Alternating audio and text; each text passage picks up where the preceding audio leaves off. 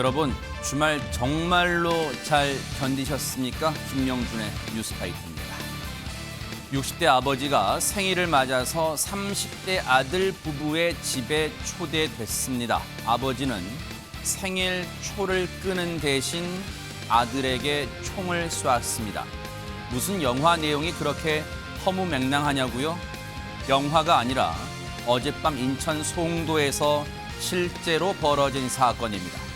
아버지는 생일 폭죽을 터뜨리는 대신 사제 폭탄을 서울 자기 집에 설치해 놨습니다. 말하면서도 도무지 믿기지 않은 이 사건, 잠시 후에 자세히 들여다보도록 하겠습니다. 7월 21일 월요일입니다. 김명준의 뉴스파이터 60조 후에 본격적으로 달려보겠습니다.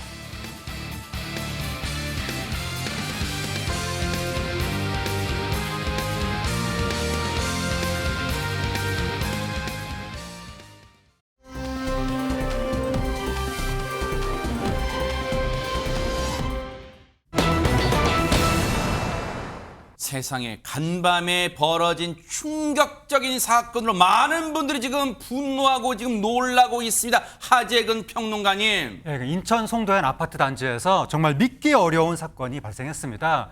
어젯밤 9시 31분쯤에 112에 충격적인 신고가 접수가 됐는데 어떤 여성이 시아버지가 남편을 쐈다 이렇게 신고를 한 거예요. 세상에. 경찰이 바로 출동해서 보니까 현장에 30대 남성이 쓰러져 있었고 또 사제 총기 부품 등도 발견됐습니다. 세상에. 그 30대 남성을 바로 병원으로 옮겼는데 심정지 상태였다가 결국 사망하고 말았습니다. 지금 사망 사건, 사람이 숨진 사건이 일어난 그런 강력 사건이 일어난 것만도 충격적인데 지금 보세요. 유인규 평론가님.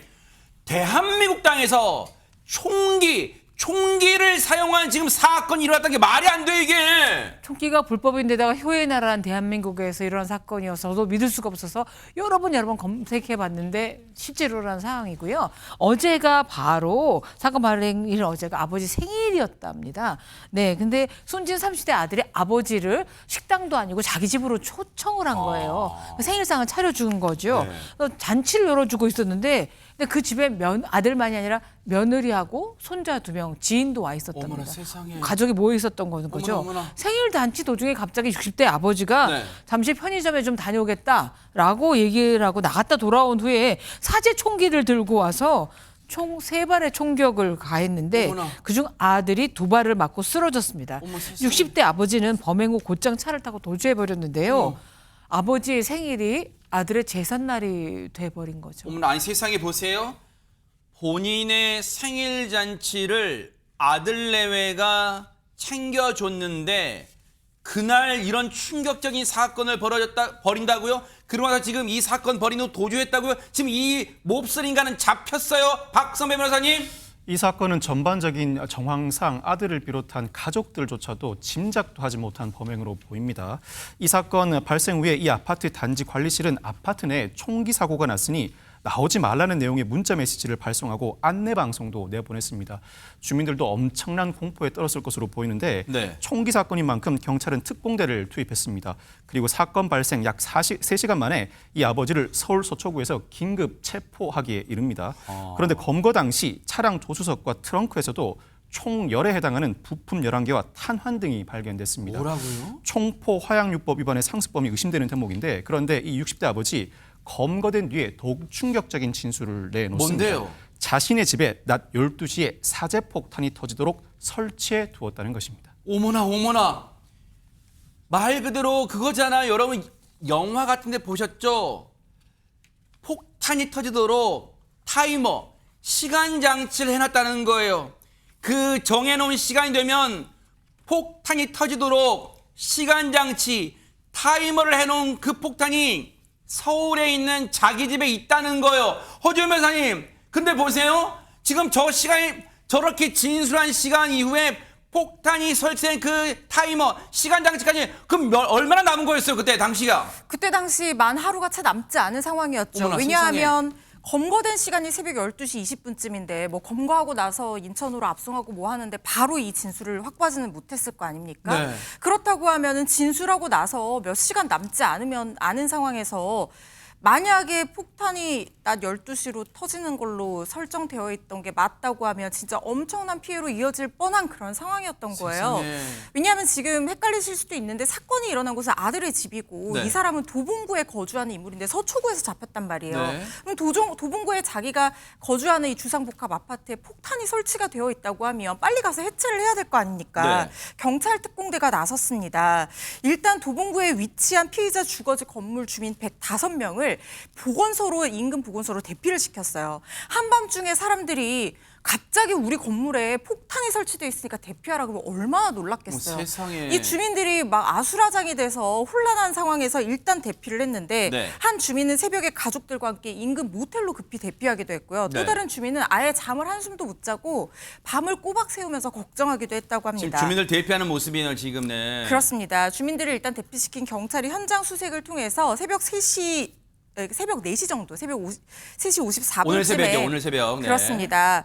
60대 아버지 자택에서 실제로 인화물질, 타이머 등이 장착되고 점화 장치의 연결까지 이루어진 이 사제 폭발물을 발견을 했는데 이게 몇 점이었냐면 무려 15점이 실제로 설치가 되어 있었다고 합니다. 아니 그럼 보세요. 지금 이 현장이요. 보세요. 사건 조사 중이라고 써 있는 이 현장이 허준 변호사님 그 몹쓸인가 60대 아버지라는 사람이 말한 서울 도봉구에 있는 집이라는 거잖아요. 근데 보세요. 지금 이 집에 경찰이 들이닥쳤더니 그냥 허구로 거짓말로 내뱉는 말인 줄 알았더니 실제 사제폭탄 타이머가 설치된 폭탄이 있었다고요, 진짜? 그렇습니다. 그게 한 개가 아니라 무려 15개나 실제로 발견이 세상에. 됐다는 것이고 실제로 타이머가 오늘 낮 12시에 폭발하도록 설정까지 되어 있었던 세상에. 사제 폭발물이었다는 겁니다. 어머나. 경찰 관계자가 이걸 급히 분해를 해서 제거를 했다고 하고요. 만약에 제거하지 않았다고 하면 이거 진짜 실제로 폭발할 가능성이 있었다는 것이 경찰의 입장입니다. 어머. 일단 추가 상황이 없는 것을 확인을 하고 경찰은 철수한 상태입니다.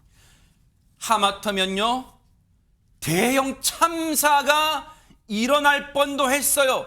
경찰의 대응이 조금만 늦었더라도 정말 지체됐더라도 정말로 상상하기 싫은 끔찍한 일이 일어날 수도 있었는데 최진봉 교수님 이 인간 이 뭐하는 인간이 어떻게 사제 총기뿐만 아니라 폭발물을 만들 수 있어요 진짜. 그러니까요. 이 사람의 태도를 보면 늘 이런 일을 하려고 고민하고 있었지 않나는 생각이 들 정도예요. 왜요? 그러니까 이유를 잘 모르겠어요. 아직까지 경찰에서는 동기에 대해서는 불화가 있었다 정도만 얘기하고 있거든요. 아들과 불화가 있었다, 가정 불화가 있어서 그게 오연이라고만 얘기하고 있는데 좀 더 자세히 조사가 이루어져야 될 것 같고 왜 그런 얘기를 제가 말씀을 드리냐면 이 사람이 살던 주변에 주민들 있잖아요. 주민들의 증언이 나왔어요. 언론의 보도에 따르면 늘 이 60대인데요. 동네 사람들이 보는데 연장을 들고 다니더래요. 그러니까 여러 가지 이제 뭐 고치고 이럴 때 쓰는 연장들 있잖아요. 그것도 일반적이진 않잖아요. 그렇죠. 네. 일반적으로 그런 그걸 모습이 들고 다니는 많지 않죠. 그렇죠. 근데 이걸 연장을 들고 다녀서 주변 사람들이 그런 얘기를 했대요. 뭐라고요? 당신 손재주가 뛰어나니까 이웃들끼리 그냥 하는 말로 가벼운 말로 총도 만들 수 있겠는데요. 이런 얘기를 했다는 거예요. 그러니까 물론 근데 진짜 만들 줄 몰랐겠지. 그러니까요. 왜냐면 연장을 많이 들고 다니니까 손재주도 뛰어나니까 여러 가지 다 뭐 다양하게 만들 수 있는 능력이 있지 않겠냐고 생각해서 그런 말을 했는데 실제 이런 일이 벌어지고 나니까 이분들도 깜짝 놀랐다고 하고요. 이 60대 피의자죠. 경찰에서 실제로 사제 총기를 직접 만들었다고 진술을 했고 어디서 배웠냐고 물어봤더니 유튜브에서 배웠다고 그랬대요. 거기 보면 이제 그런 것들이 많이 나오거든요. 네.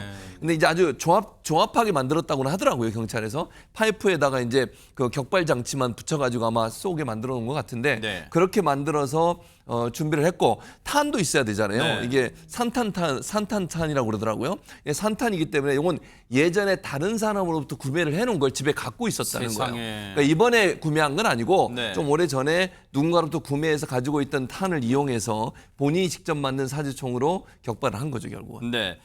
경찰이 오늘 새벽에 검거한 이후 지금 많은 시간이 지났는데 어떤 이 몹쓸 인간으로부터 어떠한 추가적인 내용을 좀 확보했을까요? 얘기 들어보시고 이어가 보도록 하겠습니다. 범행 동기는 가족 간의 불화에 의한 것으로 자세한 사항에 대하여는 진술을 회피하는 상황이고 일단 가정불화의 그 자세한 내용은 지금 전혀 밝혀진 게 없고요. 목격자 진술도 확보를 했는데 특별히 동기라고 할 만한 부분이 현장에서 뭐 예를 들어서 피의자가 뭐 그런 말을 했다거나 뭐 소리를 질렀다거나 이런 부분이 없기 때문에 확인이 되지 않고 있습니다. 지금 경찰도 이해가 되지 않는 부분이 석연치 않은 부분이 많은 것 같아요. 왜냐하면 그래서 더 지금 추가적인 조사가 필요해 보이는데 시청자분들이 보기에도 그러실 거 아니에요. 박성배 변호사님, 아들 부부 내외가 당시에 저 몹쓸인가 저걸 아버지란 인간을 생일 잔치를 해드리려고 아들 내외가 집에 초대를 했잖아요. 아버지 저희 생일 축하드릴 테니 오세요. 그리고 손자들까지 있는 상황에서, 그리고 지인까지 있는 상황에서 저런 짓을, 가정불화로 이런 짓을 벌인다? 생일 잔치를 벌여주는 아들 내외한테 선뜻 이해가 안 갑니다. 일단 피의자는 범행 동기로 가정 불화를 주장하고 있지만 구체적인 동기는요, 진술을 회피하고 있습니다. 설사 다른 동기가 있었다고 하더라도 가족 간 범행인 만큼 가정 불화가 가장 무난한 주장으로 여겨지는데, 다만 경찰에 따르면 이 피의자 아들과 장기적인 왕래도 있었던 것으로 보인다고 합니다. 선뜻 가정 불화 주장을 받아들일 만한 근거는 아직까지 존재하지 않습니다. 네. 그렇다면 당시에 비정상적인 상태였는가 관련 조사를 진행해봤던 이 피의자는 음주나 마약 상태가 아니었습니다. 뿐만 아니라 총기 관련 전과나 정신병력도 없는 것으로 확인됐습니다. 다만 피의자는 범행 당일 총기를 미리 준비해서 아들 집으로 갔다고 진술하고 있는데, 구체적인 범행 동기와 경위가 규명되어야 살인범죄 유형을 특정할 수 있겠지만 일단 계획적 범행인데다 무엇보다 현장에 있던 며느리, 손주 2명, 지인의 충격이 상당할 것으로 예상되는 만큼 중형 선고는 불가피한 사안입니다. 지금 보세요. 앞서 경찰 특공대가 해당 사건 현장으로 투입되는 장면, 그리고 그걸 또 엘리베이터 CCTV를 통해서 확인할 수 있었어요. 왜냐하면 저 당시에 앞서도 말씀드렸지만 해당 아파트에서는 관리사무소 측이 해당 아파트 주민들에게 안내방송 통해서 총기 사건이 발생했으니까 지금 각별히 주의하고 되도록 나오지 말고 있을 것을 말했기 때문에 얼마나 겁에 떨면서 벌벌 떨면서 지금 사건이 해결되기를 기다리고 있었을 거 아니에요. 자, 당시에 뭐 상황 얘기가 있어요? 자, 경찰 얘기, 추가적인 얘기. 자, 들어보시고 이거 보도록 하겠습니다. 부인이랑 이혼했고, 그럼 아들하고 서로가 지금 계속 왕래가 있었던 거예요. 아들하고 그 숨진 피해자하고 아버지하고 그동안 꾸준히 왕래가 있었던 거예요. 네, 정기적으로 왕래는 있었던 것으로 보입니다. 폭발물에 대해서 지금 구매처 부분은 지금 수사 중에 있습니다. 그 실탄의 경우에는 그 본인 진술에 의하면 약 20년 전에 구매를 했었다고 합니다. 그랬는데 그 구매만 해놓고 그냥 창고에 보관하고 있었다고 하더라고요. 구매처는 본인 진술에 의하면 정식으로 그 총기 허가를 보유하고 있는 사람이 뭐 수렵용으로 사용하고 남은 실탄에 대해서 판매한다는 그 내용을 보고 자기가 연락을 해서 그 구매를 했다고 합니다. 개인적으로. 총 구매한 그 실탄 개수는 그 본인이 정확하게 기억을 하고 있지 못합니다. 그런데 범행에 요번에 이제 사용하고 남은 실탄 개수는 86발입니다. 세상에, 여러분 들으셨어요? 실탄이 이번 범행에 사용된 실탄 말고 아까 3발이 격발됐다 그랬잖아요. 그걸 제외하고 본인의 집에 가지고 있던, 보관하고 있던 실탄이 무려 86발이라는 거예요. 너무너무 충격적이잖아요. 그리고 보세요, 박성배 변호사님, 이걸 저 몹쓸 인간, 저 피의자 60대입니다. 피해자의 아버지란 인간이에요. 저 몹쓸 인간의 진술대로라면 계속해서 정기적으로, 주기적으로 인터넷 등을 통해서 또는 개인적으로 통해서 이 실탄을 확보해 온 것으로 추정이 되는데, 그렇다면 이 사건 혹시라도 뭔가 아들을 향해서 뭔가 계획 범죄를 오래전부터 준비했다고 볼 수 있나요? 어떻습니까? 범행 계획을 준비할 만한 근거도 제시되지 않은 상황이라 선뜻 단정을 할 수 없습니다만, 실탄을 지속적으로 구입해서 보유하고 있다는 것 자체가 상당히 이례적입니다. 또 다른 범행을 계획하고 있었다고 볼 만한 충분한 정황일 뿐만 아니라 일단 본인은 20년 전에 구매했다고 진술하고 있는데, 이는 허가받지 못한 실탄을 포함한 총포, 화약류에 대해서는 경찰이 추적 수사를 할 수밖에 없고, 그 추적을 차단하기 위해서 애초에 조사가 상당히 어려운 시점에 이 실탄을 구매했다고 임기응변으로 진술하고 있는 것으로 보입니다. 실탄을 보유하게 된 경위, 관련해서 총포, 도검, 화약법에 따른 허가를 받지 않은 것으로 보이는데 일종의 상습범으로 보여서 범행 과정과 경위를 조사하는 과정에서 실탄과 사제 총기 제작 과정에 대한 면밀한 조사는 반드시 병행되어야 합니다. 이를 통해서 가족 간 어떠한 불화가 존재했는가, 불화가 존재하지 않는다고 하더라도 오로지 본인이 바라보는 시각만으로 범행을 감행했을 가능성을 배제하지 못하는 만큼 압수수색을 통해 범행 동기 그 근저에 있는 여러 가지 사정들을 심도 있게 신문하는 과정이 필요해 보입니다. 뿐만 아니라 네. 이 사제 폭탄과 관련해서 경찰은 이 피의자가 자신도 집에 돌아가지 않을 생각으로, 즉 자포, 자기안의 심정으로 집에 폭발물을 설치해 놓은 것으로 추정 중인데 일단 피의자는 살인과 총포, 화약법 위반으로 조사를 받고 있습니다만 상황에 따라서는 이 사제 폭탄과 관련해서는 폭발성 물건 파열, 미수, 예비 음모죄로 추가 혐의가 더해질 수 있습니다. 상당히 특이한 사건이라 경찰은 프로파일러를 투입해서 구체적인 범행 동기와 전체적인 범행 과정 등을 조사할 예정입니다. 일단은 이 60대 피의자가 이 몹쓸 인간이 사제 폭발물 이 폭발 시간 장치를 오늘입니다. 다른 날도 아니에요. 오늘 낮 12시에 폭발하는 걸로 맞춰놨었는데 앞서 말씀드린 것처럼 경찰이 재빠르게 수사 착수하고 해당 이 몹쓸 인간이 거주하는 곳으로 가서 이 재빨리 그 폭발물을 해체하게 망정이, 그리고 그 시간이 이 폭발물 터지는 시간이 빨랐다면 정말 상상하기도 싫은 끔찍한 일이, 참사가 벌어졌을 거예요. 반드시 해당 범행 동기 등등 밝혀내 주시기를 뉴스파이터가 눈 부릅뜨고 이 사건 따라붙어 보도록 하겠습니다.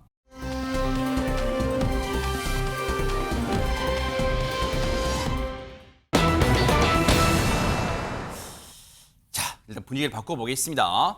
어머, 반가운 이름 한진희 씨가 나왔는데 지하철 타는 법을 이제 최근에 배웠대구만. 하정은 평론가님, 그동안 버스 타고 다녔어요?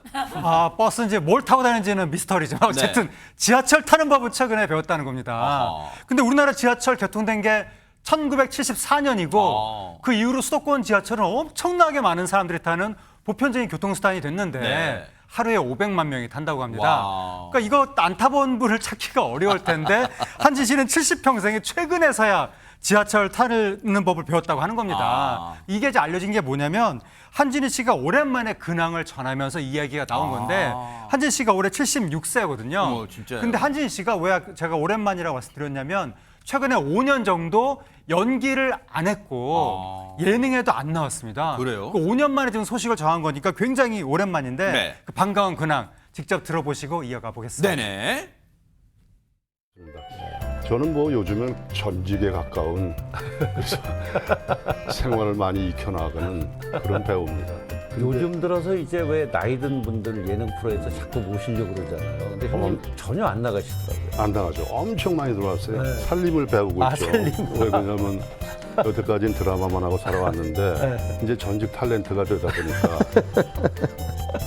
할 줄 아는 게 아무것도 없어요. 그래가지고 지원철도 못하고 그래서 지하철 타는 법도 좀 배우고 오늘 이제 지하철 타고 왔는데 그러셨어요? 이제 그런 걸 좀 익히느라고 좀 바쁩니다. 그래서 이렇게 이제 방송 냄새가 나는 건 안 하는데 오늘 아침에 제가 문자를 드렸잖아요. 오늘 2시에 뵙겠다고. 근데 저는 그 선배님의 그 답 문자를 보고 한참 웃었어요. 간단하죠. 웬만한 사람들이면 그래 뭐 이따 보자든가 뭐 알았다든가 근데 선배님 보면서 오케이 이러는데 선배님은 딱 한 글자.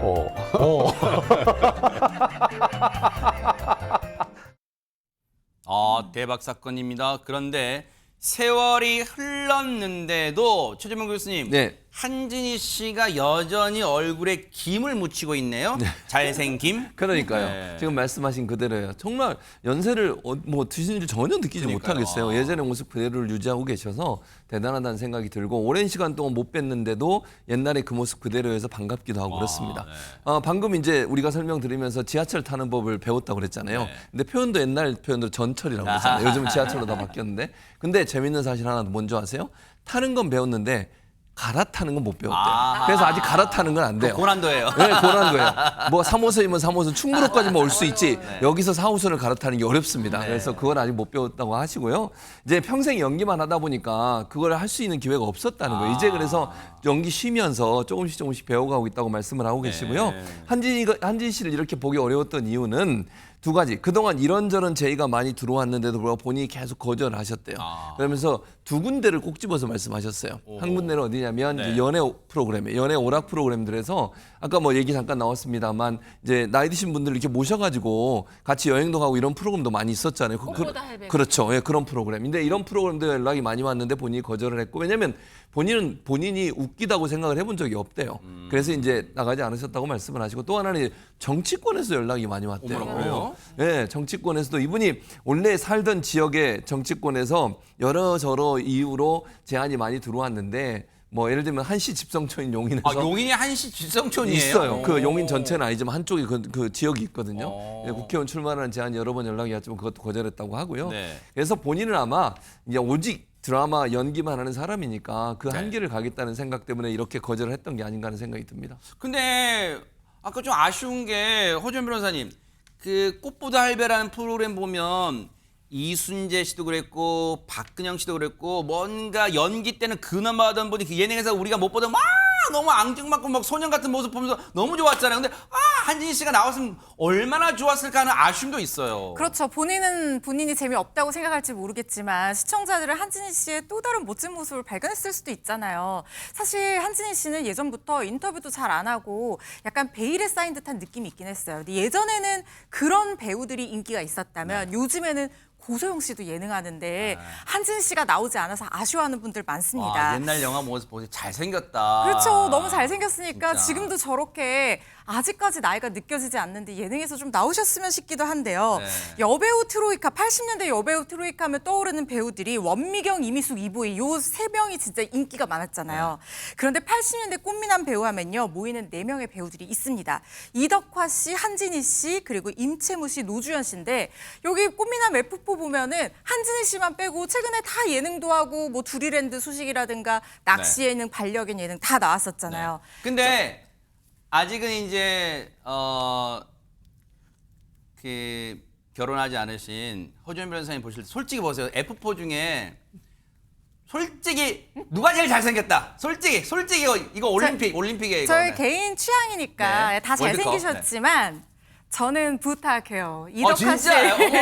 이런 취향 오케이. 네, 알았어요. 저렇게 좀 눈썹이 진하고 약간 T존이 뚜렷한 저런 분들이 정성 미남이라는 생각이 들어서 전국에 지금 이덕화 닮았다 또는 이덕화 뭔가 분위기에 있다 하시는 분들 지금 전화 주세요. 네, 말씀하세요. 네, 이덕화 씨 연락, 아니, 제가 팬입니다. 네네. 근데 그 중에서도 한진희 씨가 사실 드라마 남자 주인공을 제일 많이 맡았던 배우예요. 그래서 88년에요. 주인공을 가장 많이 한 배우로 무려 한국 기네스에 등재됐을 정도라고 합니다. 그래요? 그럴 수밖에 없었던 이유가 방금 보신 사실 한진희 씨를 제가 선택을 했어야지 요거랑 좀 잘 맞았을 것 같기는 한데 네. 그래도 한진희 씨도 정말 잘생겼거든요. 네. 그때 당시 한진희 씨 리즈 시절 어땠는지 한번 보시면 납득이 가실 겁니다. 네네. 영상 보시죠. 뭐야? 아니 도대체 뭔데? 그렇게 대단한 거야? 그럴수록 더 보고 싶어지는데. 아 정말 안 보여줄 거야? 어? 미안하지만요, 이건 비밀이에요. 뭐 비밀? 이봐, 우리 사이에 비밀이 있어야 해? 미안해요. 어? 영주 똑똑이더라.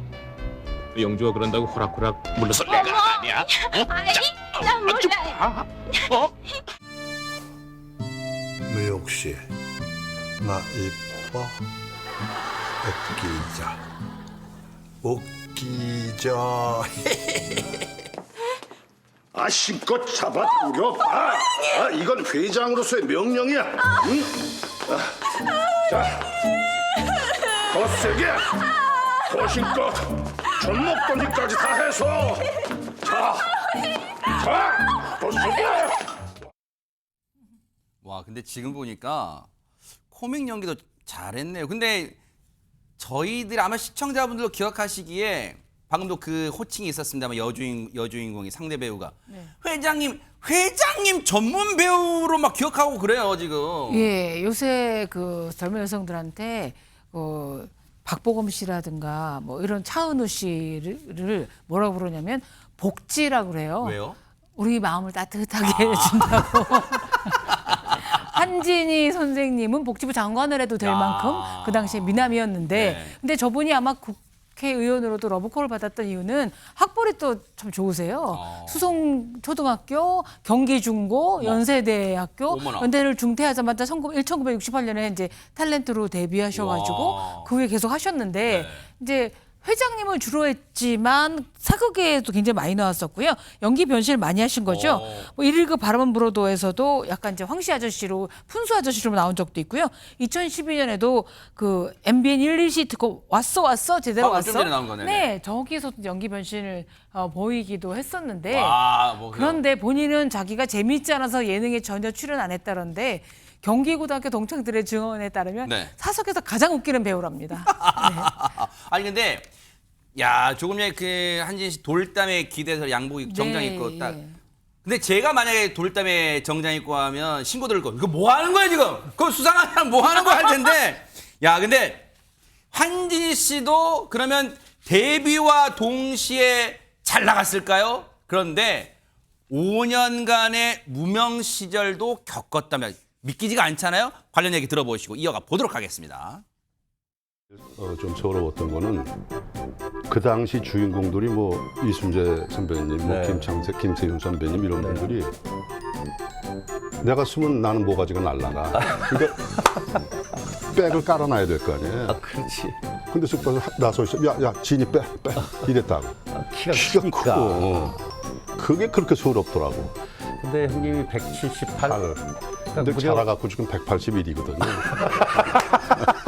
그러니까 더더군다나 여배우들은 뭐 160 정도였을 거예요 아마. 다 벌리고 했지. 다 그냥 약간 굽었잖아. 내가 맨날 이러고 봐가지고 이게 목소리 나오는 이 자세가 이렇게 돼버렸잖아. 나는 맨 조그만 사람하고 하니까. 여배우들이 항상 밑에 그렇지. 있으니까. 이게 믿거나 말거나인데 내가 주인공이 되면서 여배우들이 커졌다고. 안 믿어도 좋아 이거는 근데 내 생각은 그런.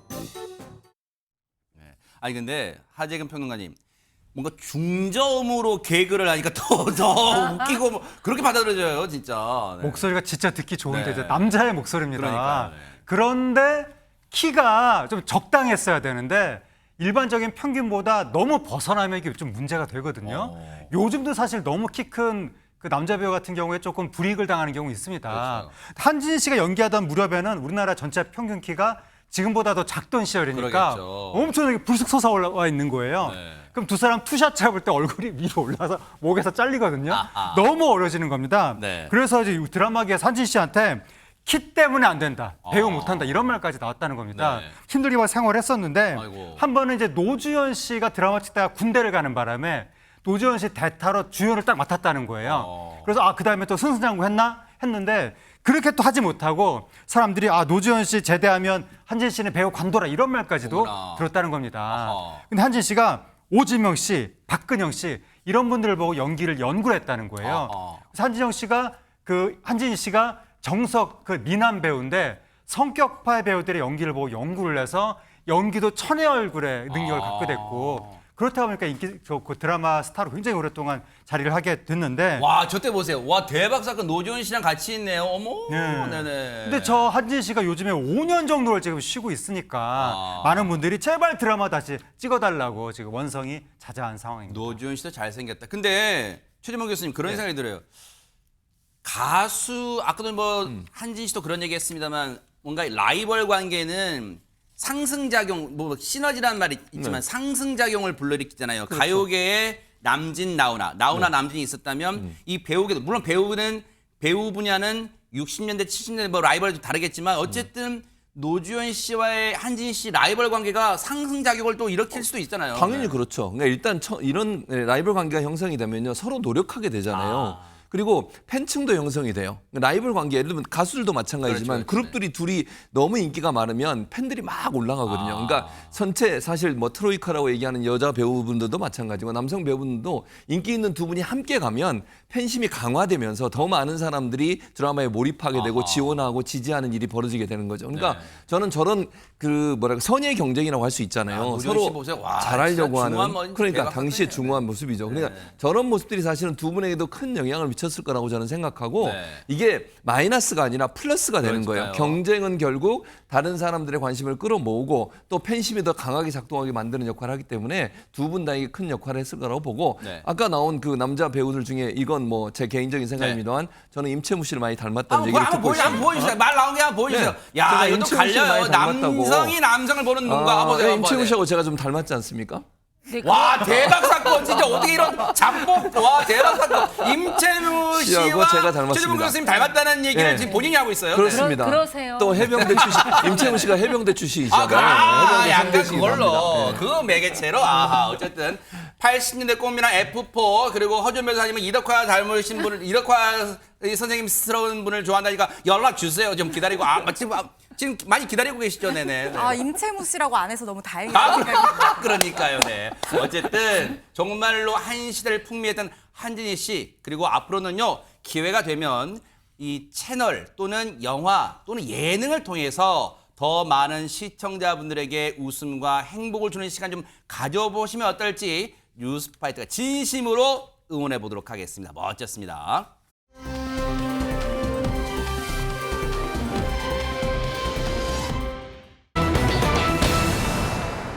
자, 분위기 바꿔볼게요. 단지 여자라는 이유만으로. 근데 하재근 평론가 이거 어디선가 들어봤던 뭐 제목 같은데요. 이거 뭐예요? 예, 1990년에 단지 그대가 여자라는 이유만으로 이런 영화가 개봉해서 당시 굉장히 유명했었죠. 네. 그때 원미경 씨, 김민종 씨가 이제 나오는데 원미경 씨가 성폭행 당할 뻔한 피해자, 김민종 씨가 성폭행 가해자 이렇게 나옵니다. 근데 영화 내용이 원미경 씨가 성폭행 당할 뻔하다가 성폭행 가해자의 혀를 깨무는 겁니다. 혀를 깨물었는데 이게 수사를 받게 되는 거예요. 피해자가 정당방위를 인정을 못 받고 상대방 혀를 깨물었다고 해서 중상해죄로 이 피해자 여성이 원미경 씨가 유죄를 선고받는 그런 내용이거든요. 그래서 막 법정에서 싸우다가 2심에서 결국 감동의 무죄 선고 이렇게 돼서 이제 그 영화가 유명했었는데 이게 단지 상상이 아니라 현실에서 실제로 벌어졌던 사건을 영화로 만든 거였습니다. 그래요? 영화 개봉 2년 전에 변월수 사건이라는 게 있었는데 그게 뭐예요? 그 사건에서 바로 그 성폭행 상대방을 혀를 깨물었다가 그 변월수라는 분이 1심에서 유죄 본인이 피해자인데도 실제 본인이 있었던 사건이에요. 본인이 변호사 유죄 사건이? 선고를 받았다가 2심 가서 무죄 선고를 받았던 그 사건을 영화화했던 것인데 네. 근데 저 변월수 사건이 있기 24년 전에 그때 이미 유사한 사건이 또 있었던 겁니다. 24년 전에 1964년에 그때 무슨 일이 있었냐면 최말자 사건이 있었습니다. 최말자 씨 사건인데 그때 최말자 씨가 성폭행범의 혀를 깨물었습니다. 그리고 나서 본인이 중상해죄로 처벌을 받은 거예요. 제가 좀 전에 말씀드렸다시피 변호수 사건은 2심에서 무죄 선고 받았거든요. 네. 근데 최말자 사건은 최말자 씨가 61년이 지난 지금까지도 유죄 상태로 계속해서 범인으로 지금 남아있는 거예요, 기록이. 이분이 계속해서 지금 싸워왔거든요. 그래서 결국 내일 모레 최말자 사건의 재심이 시작되게 생겼습니다. 실제 보세요. 당시 성폭행을 시도한 남성의 혀를 깨물었고 구속 상태에서 6개월 옥살을 했고 유죄 판결을 받았던 상황이에요. 그래서 지금 이 상황 시청자분들 중에서는 허준 변호사님 조금 연세 있으신 분들은 나 이 사건 기억나 하신 분도 계시겠지만 조금 더 설명을 좀 해주세요. 네, 사건이 발생한 것은 지금으로부터 무려 61년 전입니다. 1964년 5월 6일에 사건이 발생을 했는데요. 네. 최말자 씨 당시 18살에 불과했습니다. 그런데 이웃 마을에 사는 남성이었어요. 21살짜리 남자가 자신을 성폭행을 시도를 한 겁니다. 그래서 혀를 깨물어서, 그러니까 저항을 하는 과정에서 혀를 깨물어서 이 혀가 일부 절단이 된 거예요.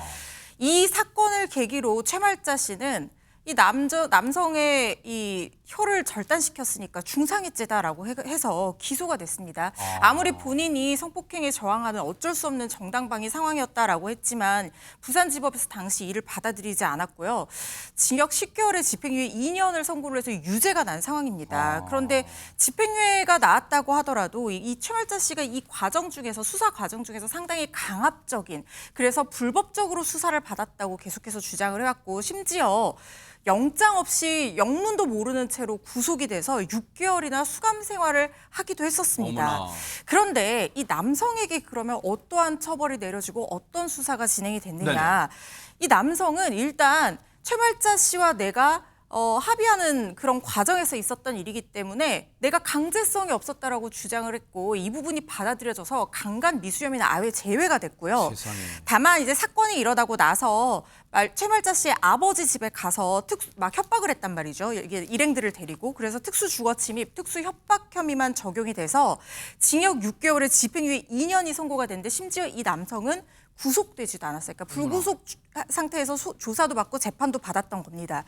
그런데 이 수사 과정도 그렇지만 형량만 단순 비교해 보더라도 네. 사실상 최말자 씨는 그냥 친구들이랑 집에서 놀다가 불러내서 나갔다가 이런 봉변을 당한 것인데 피해자인 최말자 씨보다도 가해자인 남성이 가벼운 형량이 선고가 된 겁니다. 그러네요. 최말자 씨는 물론 실형을 살진 않았지만 앞서 말씀드렸죠. 구속 수사를 받으면서 이미 구속된 뒤 이 감옥에서 6개월을 지냈어요. 그런데 법원의 선고는 징역 10월에 집행유예 2년. 그런데 이 당시에 성폭행을 시도한 남성은 징역 6월에 집행유예 2년이니 이게 뭔가 뒤바뀐 거 아니에요? 그런 생각이 들잖아요. 최말자 씨 본인 얘기 좀 들어보시고 이어가 보도록 하겠습니다. 조사를 받고 그날 바로 구속을 시키더라고요. 누구를? 그래서 선생님을요? 예, 그 뒤로는 무조건 가시나가 남자를 불구로 만들었다고 바른 말 하라는 거예요. 있는 그대로 얘기해. 내 말은 인정 안 하고 그러면서 책상을 치고 일어서서 의자에 발을 얹고 손을 허리에 대고 욕을 하면서 네가 남자를 불구를 시켰으면 책임을 져야지. 왜 바른 말 안 하나? 예. 욕을 하면서 네가 바른 말 안 하면 여기서 평생을 감옥에서 살아야 한다고 바른 말 하라. 그 예. 말이 15번, 20번 이상 했어요. 지금이야 수사기관의 수사 행태가 나아졌다고는 하지만 당시가 1964년이에요. 정말 저런 강압적인 정말로 피해자를 가해자로 둔갑시킬 수도 있을 만큼의 강압적인 수사를 지금 그대로 얘기하고 있잖아요. 그러니까요. 64년도에 있었던 최말자 사건의 내용을 보면 저분의 말씀을 들으면 얼마나 억울하겠습니까? 본인이 성폭행 당하려니까 방어하는 차원에서 혀를 깨물 수밖에 없는 거잖아요. 그럼 가만히 있습니까? 성폭행 당하면서 그대로 있어야 되는 거예요? 아니 경찰이라는 사람이 물론 지금은 그렇게 안 한다는 거 전제로 말씀을 드리는 겁니다. 그 당시에 경찰이 수사하면서 저 따위로 수사를 했으니 이게 얼마나 억울하겠습니까? 본인은 정말 성폭행 당하는 그 위험 가운데서 본인을 지키기 위해서 최소한 할 수 있는 방법들을 동원했는데 네. 남자를 불구로 만들었다고 얘기하면서 도리어 사과하라고 책임지라고 얘기하는 추궁하는 저런 모습 그 당시 얼마나 남성 중심적인 사회였냐를 보여주는 단면이고요. 제가 모르겠습니다. 저렇게 정말 최말자 씨처럼 적극적으로 방어하는 사람이 있는가 하면 네. 그 당시에는 그런 억울한 일을 당하고 아예 말도 못하는 사람도 많았을 거예요. 네. 실제로 동네에서. 네. 그런 억울한 일이 많은데도 저런 태도를 수사기관이 보이니까 결국은 피해를 당하고도 말도 못하는 그런 일들이 이 남성 중심적 사회에서 오랫동안 이루어졌다는 점은 통탄할 일이고요. 네. 이제 지금은 바뀌어서 다행이지만 앞으로도 여성들이 피해를 당하는 일을 최소화할 수 있는 방안들을 반드시 만들어야 됩니다. 네. 지금 최말자 씨 주변의 영상도 보셨지만 그나마 위로가 될 수 있는 건 지금은 홀로 서 있지 않고 주변에 많은 도움을 주시려는 분이 계신 것 같아요. 천만 다행이긴 한데 일단은 보세요. 어쨌든 최말자 씨 본인에겐 평생에 지금 한으로 남아있을 거지. 지금 그 한을 풀어야 될 거 아닙니까? 그렇죠. 이제 평생의 한일 수도 있지만 64년을 지켜올 수 있는 어떤 강인한 버텨온 힘이 될 수도 있고 80대시잖아요. 그래서 사건이 있은 지 56년 만인 2020년도에 네. 최만초 씨가 주변 사람들과 더불어 용기를 내서 재심을 청구했습니다. 부산지법, 부산고법 청구에서는 기각당했는데 그 기각 이유가 아까도 밝혔지만 수사 과정에서 검사가 불법 구금을 하고 자백을 강요했다는 최 씨 주장을 뒷받칠 만한 근거가 없다, 증거가 없다라는 이유로 이제 기각이 됐는데 당시 CCTV 이런 게 없으니까 저런 말 하겠죠, 진짜. 그렇죠. 그래서 상고라고 대법원 앞에서 최만초 씨가 1인 시위를 하기도 했습니다. 근데 이 사건은요, 여성과 남성의 문제가 아니고요. 제일 중요한 건 성적 자기 결정권.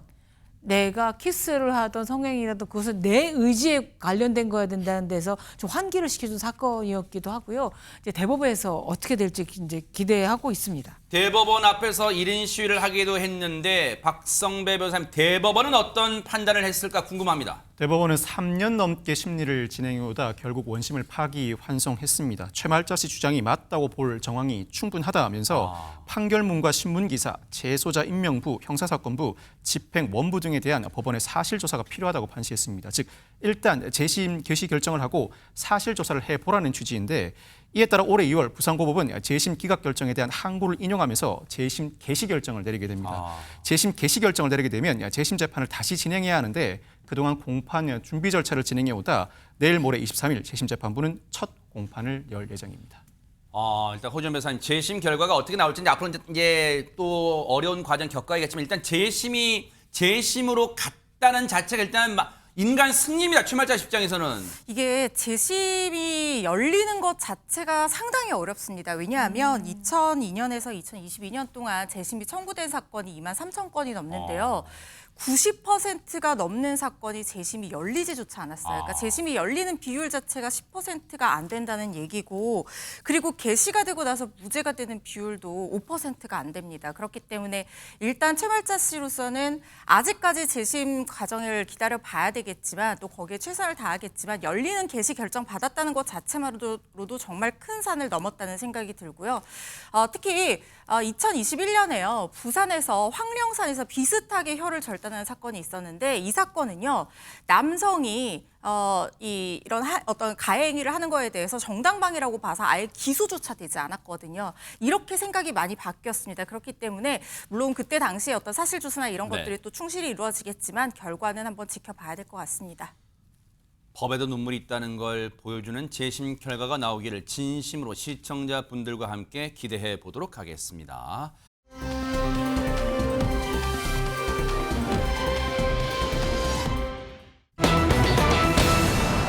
살아주셔서 감사하죠. 참으로 맞는 얘기인데 언제 누가 누구에게 한 말일까요? 허주현 변호사님.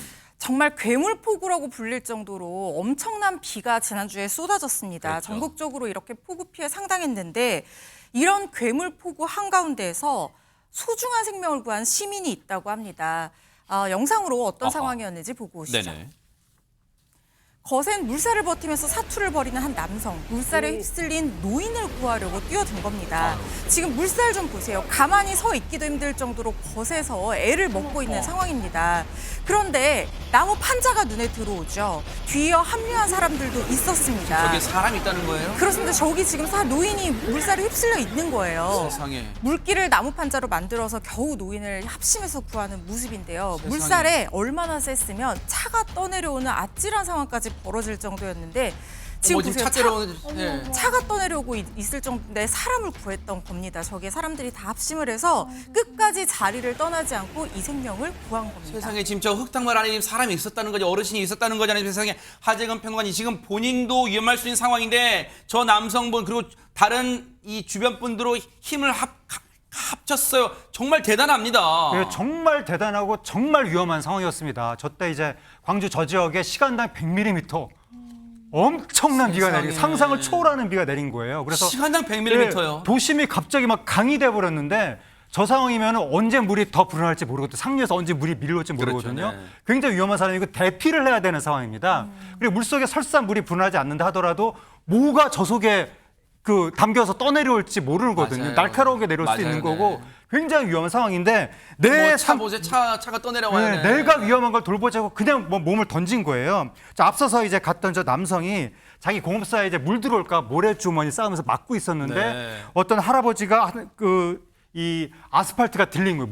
물길이 너무 얼마나 세니까 셌으면. 아스팔트가 들렸는데 거기에 다리가 껴서 움직이지 못하는 거 보고 아이고, 그냥 세상에. 물로 몸을 던져서 다른 시민들까지 가세해서 정말 겨우겨우 이제 그 구조를 한 거고 그 사람 손으로 아스팔트가 안 움직여서 네. 파이프를 이용해서 노인의 다리를 빼내고 세상에. 구조에 성공했다고 합니다. 영웅이란 말로는 부족한 저분의 행동 정말 대단한데요. 관련 얘기 들어보시고 이어가 보도록 하겠습니다. 물살이 좀 세지니까 봐 걱정하고 있었는 찰나인데 뒤돌아온 게 사람이 떼굴떼굴 굴러온 거지. 이리 튕고 떼굴떼굴 굴러더라고. 여기서 사람이 이제 갇힌 거지. 큰일 났구나. 여기 이러다 죽겠다 그래갖고 무조건 일단 뛰어왔죠. 이런 거 저런 거 생각도 없었죠. 일단 사람만 구하자 그런 생각했고 포기하려고 생각했었죠. 너무 힘드니까 이게 이러다가 나도 죽겠다고 차는 차대로 오고 그 다음 날 오셔서 감사하다고. 그거 칭찬받은 게 아닌데 그냥 했던 것뿐인데 많이 안 다쳐서 좀 다행이고 또 일단 감사드리죠. 그분이 살아서. 최승일 선생님은 진짜 영웅보다도 더 영웅스러웠어요. 왜냐하면 솔직한 심경을 말씀하셨잖아요. 순간 나도 위험해질 수 있으니 포기하고 싶었다는 거예요. 근데 끝까지 정말 대단한 일 하셨습니다. 저 아까 한준희 씨 나올 때 이상형 물어봤잖아요. 네.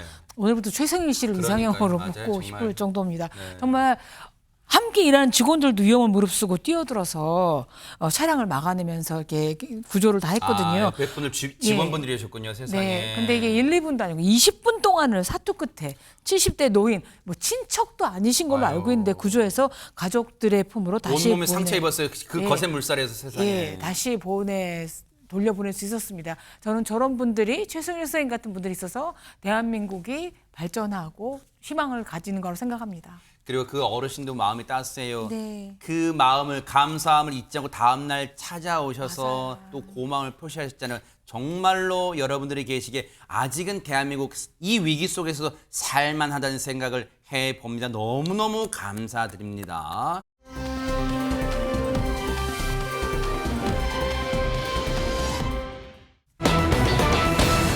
자, 오늘부터 신청하세요. 뭘 신청하라는 걸까요? 하재근 평론가님.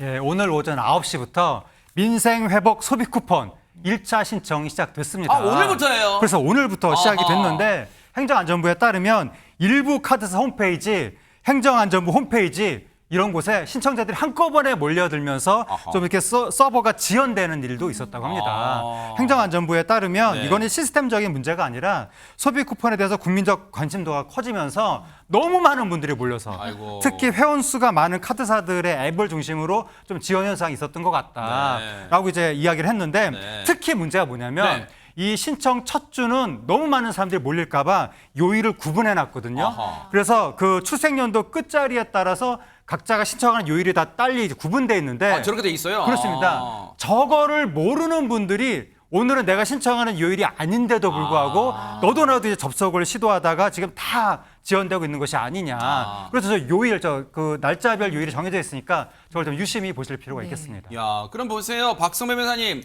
지금 시청하신 분도 내 생년이 출생 연도가 끝자리가 뭐니까 지금 보면서 나는 어떤 요일이겠네 하실 텐데 그럼 그런 분들 이러시겠어요.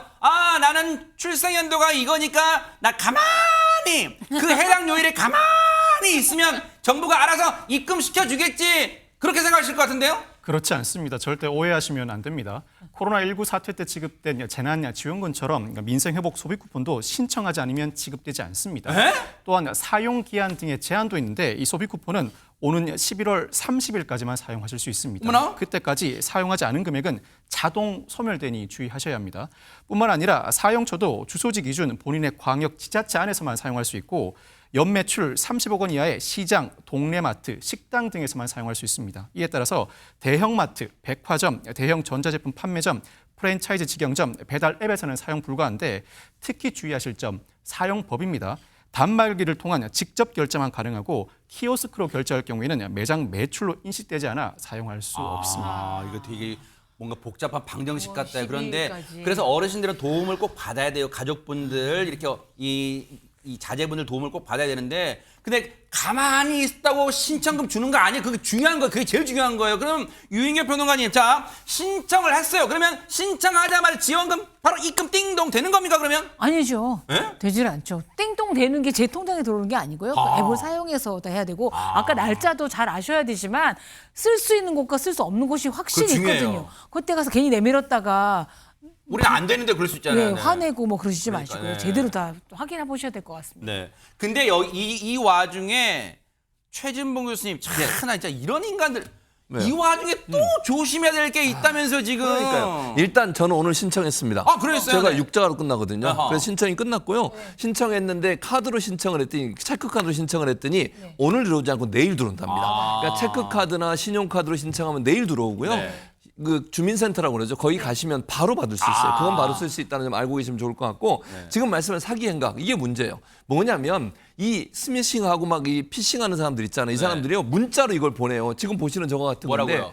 버튼에 보면 밑에 URL이라고 있잖아요. 그렇죠. 인터넷으로 연결되는 것처럼 돼 있는 거 같이 보내는 경우 네. 정부에서 뭐라 그러냐? 민생회복 소비 쿠폰은 절대로 URL을 보내지 않습니다. 아 이거 중요하네. 이거 중요해요. 진짜예요? 그건 진짜예요. 그러니까 누르게 되거든요. URL이 들어있는 걸 누르면 절대로 안 돼요. 이걸 눌러야 내가 받을 수 있는 줄 알고 누를 거 아니에요. 그러면 안 돼요. 그러면 바로 정보가 넘어갑니다. 어머나. 나쁜 사람들한테. 그러니까 URL이 들어있는 거 절대로 믿지 마시고요.